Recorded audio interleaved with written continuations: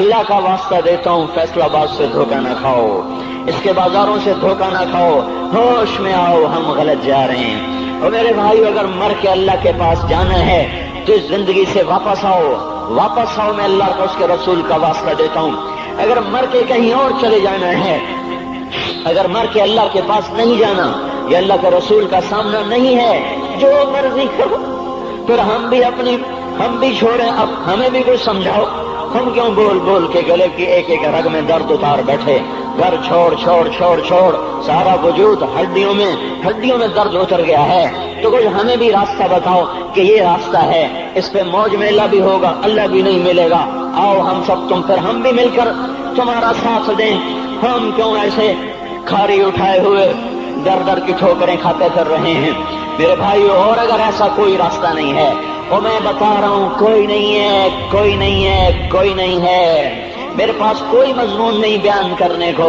میں یہ نوجوانوں کو دیکھتا ہوں، میرے بندر ٹوٹ جاتے ہیں، میں دیوانہ ہو جاتا ہوں کہ میں ان کے کیسے دلوں میں اتر کر ان کے دلوں کی لگاموں کو اللہ کی طرف پھیر دوں اور اس کے رسول کی طرف پھیر دوں۔ یہ جب گانے بجانے میں ڈوبتے ہیں، جب یہ رقص گاہوں کو چلتے ہیں، جب یہ تاجر غلط تولتے ہیں، اور جب یہ بینک سے قرضے لے کر لمبے لمبے نظام بناتے ہیں، پرائز بانڈ خرید کر دعائیں مانگتے ہیں، اللہ میرا بانڈ نکل آئے۔ او میرا بھائی، تجھے کیا ہو گیا؟ تو جوئے پر دعائیں کر رہا ہے کہ یا اللہ میرا بانڈ نکال دے۔ میں کیسے ہوش میں لاؤں؟ میں تو خود مدہوش ہو چکا ہوں۔ میں تو صدمے جیسے آدمی کو پاگل کر دیتے ہیں، دیوانہ کر دیتے ہیں۔ وہ دیوانگی کی کیفیت ہے کہ کوئی سنتا ہی نہیں، کوئی مانتا ہی نہیں، 4 دن کے تھوڑی دیر کے لیے ہائے ہائے کرتے ہیں، پھر وہی ڈگر، وہی راہیں، وہی غفلت، وہی صبحیں، وہی شامیں۔ کہاں سے کوئی آئے گا؟ کون سی آواز آئے گی؟ کوئی قیامت کے کڑکا کو سننا چاہتے ہو؟ کیا آسمان کے دھماکے سن کے توبہ کرنا چاہتے ہو؟ کیا آسمان کی بجلیوں کو کوندتا دیکھ کر پھر توبہ کرو گے؟ یا زمین کے کلیجے کو پھٹتا دیکھ کر پھر توبہ کرو گے؟ یا سمندر کی بفری موجوں کو چڑھتا دیکھ کر پھر توبہ کرو گے؟ یا ہواؤں کے جھکڑ بگولوں کو دیکھ کر پھر توبہ کرو گے؟ نہیں نہیں، پھر توبہ کا وقت نکل جاتا ہے۔ ابھی وقت ہے، ابھی ہم لوٹ آئیں، آ جائیں۔ قبروں کی وہ سیدگی یاد کرو، قبروں کے اندھیرے یاد کرو۔ اور میں آپ کو سنا رہا تھا، اس قبر نے مجھے روک لیا، اس کی ایک ایک مٹی کے ذرے نے مجھے کہا کچھ ادھر پڑھ دو، یہاں کوئی نہیں آیا۔ ہاں، کوئی نہیں آیا کرتا، کوئی نہیں آیا کرتا۔ یہاں علی فاطمہ جدا ہو گئے، باقی کون ہمیشہ رہ سکتا ہے؟ اور جب جدائیاں ہوتی ہیں پھر کیا ہوتا ہے؟ كأن لم تكن بيني وبينك خلة ولا حسن ود مرة في التبادل۔ پھر ایسا ہوتا ہے جب جدائیاں ہو جاتی ہیں، پھر یوں ہوتا ہے کہ جیسے کبھی کوئی آیا ہی نہ تھا، کوئی مل بیٹھا ہی نہ تھا، کوئی ماں نہ تھی، کوئی باپ نہ تھا، کوئی بھائی نہ تھا، کوئی سنگی نہ تھا، کوئی ساتھی نہ تھا۔ اس طرح انسان بھلا دیتا ہے، اپنے جھمیلوں میں گم ہو کر، ہنسی مذاق میں گم ہو کر۔ میں اس قبر میں کھڑا پڑھتا جا رہا ہوں، پڑھتا جا رہا ہوں، پڑھتا جا رہا ہوں۔ اس کا کتبہ ٹیڑھا ہو چکا ہے زمانے کی گردش نے اور ماضی کے بے رحم گردش نے اس کے سارے کتبے کو کالا کر دیا تھا۔ مجھے تجسس ہوا، میں دیکھوں یہ ہے کون جس کی قبر نے مجھ جیسے اجنبی کو رونے پہ مجبور کر دیا اور مجھے کھڑا کر دیا۔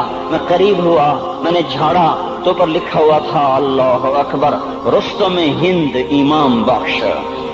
رستم ہند، جس کے لیے مہاراج قالین بچھاتے تھے، جس کو ہاتھیوں پہ سوار کروا کے لایا جاتا تھا، جس کے آگے پیچھے ڈھول بجتے تھے، اور جیسے آج کل یہ کرکٹ کے کھلاڑیوں کے آگے پیچھے خلقت ہوتی ہے، یہ وہ دور تھا جب پہلوانوں کے آگے پیچھے خلقت ہوتی تھی۔ آج اس کی خبر ویران ہو کر کہہ رہی ہے کوئی ادھر بھی تو پڑھ کے جب چلتا جائے، کوئی یہاں بھی تو کچھ تحفہ دیتا جائے۔ میرے محترم بھائیوں، جب موت آئے گی تو کوئی اولاد یاد نہ کرے گی، کوئی ماں باپ یاد نہ کریں گے۔ مائیں لال بھول جاتی ہیں، ماؤں کو بچے بھول جاتے ہیں، ماؤں کو بچے بھول جاتے ہیں، باپ اولادیں بھول جاتے ہیں، بیویوں کو خامن مل جاتے ہیں، خامدوں کو بیویاں مل جاتی ہیں، یاروں کو یار مل جاتے ہیں۔ وہ تو ہم ہیں جو جا کے تہہ خاک سو جاتے ہیں، اکیلے تنہا زندگی کا سفر شروع ہو جاتا ہے۔ علی بن ابی طالب جیسا شاہ سوار، اللہ تعالیٰ کا مقرب محبوب انسان، جس کو اللہ کے نبی نے کہا علی تجھے بشارت ہو، جنت میں تیرا گھر میرے گھر کے سامنے ہوگا۔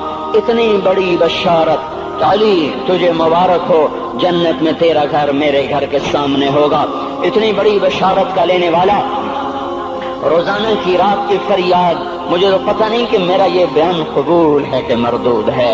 आपको पता नहीं आपकी आमद कबूल है कि मरदूद है। आज 25 रोजे रखते हुए हो गए, कुछ पता नहीं अल्लाह ताला कबूल करेगा या रद्द कर देगा। बड़ी जात है, आज तक जिंदगी में कोई एक अमल भी नजर नहीं आता जिस पर हम दावा कर सकें ये काम तो मेरा अल्लाह को बड़ा पसंद आएगा और मेरी बख्शिश का सामान हो जाएगा। हम फकीर लोग हैं मेरे भाइयों, हमारी मईशत इतनी खराब नहीं हुई जितना हमारा ईमान खराब हो गया है। हमारा फकीर, उसका चूल्हा ठंडा हुआ है, हमें उसका दर्द है, लेकिन उसके चूल्हे ठंडे होने का इतना दर्द नहीं है जितना उसके ईमान की अंगीठियां सर्द हो चुकी हैं, जितना ये दर्द है, क्योंकि ये फकर मालदारों को भी हासिल है। ये फकर पूरी दुनिया पे छा चुका। मालदार भी फकीर हैं, दुकानदार भी फकीर हैं, ताजर जमींदार भी फकीर हैं। आज जो जितना बड़ा दुनियादार है वो ईमान का उतना बड़ा फकीर हो चुका है।